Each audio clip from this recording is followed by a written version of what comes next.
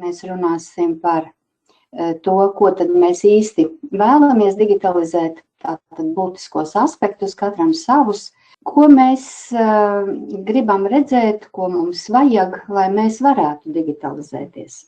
Bieži vien mums cilvēki īsti nesaprot, vai šis dokuments, kas dzīvo elektroniskā vai digitālā vidē, vai viņš aizstāja oriģinālu. Ja? Nu, tad mums ir pie dokumentu juridiskā spēka likuma ministru kabineta noteikumu, kas runā par dokumentu atvasinājumiem, kas runā par šīm te apliecinātām kopijām, kas pavisam droši ir atvasinājums, ja? Bet tad lūk šo te dokumentu mēs varam.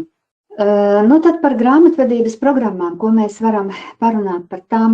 Par grāmatvedības programmām ir jāsaka tā, ka mums ir divas iespējas, vai nu mākoņu pakalpojums vai lokālā versija. Viens vai otrs vai abi ir programma piedāvājumā.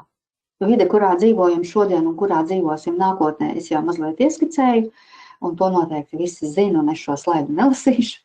To mēs varam atrast jebkur, un mēs to zinām, ka tā ir jādara. Un, kad pienāks 27. gada decembris, tad zināsim, vai 28. gada janvārī mums tas viss būs jādara. Bet patiesībā uz to ir jāsāk iet šodien, jo pēdējā brīdī mēs neko neizdarīsim. Un e-rēķini e-adresē ir gaužām. Jūs gribat kaut kā vēl citādi pa mēnešiem tieši glabāt. Nu, vai tas ir ērti, es ne īsti laikam nezinu.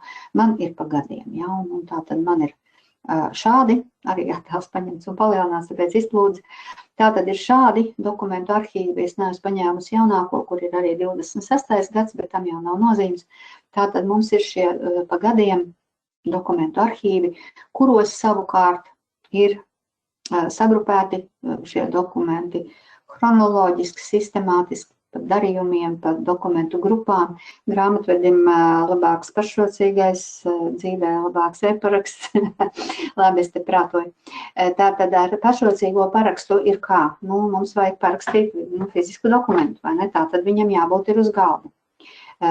Izmaksas tas palielina. Tas, protams, arī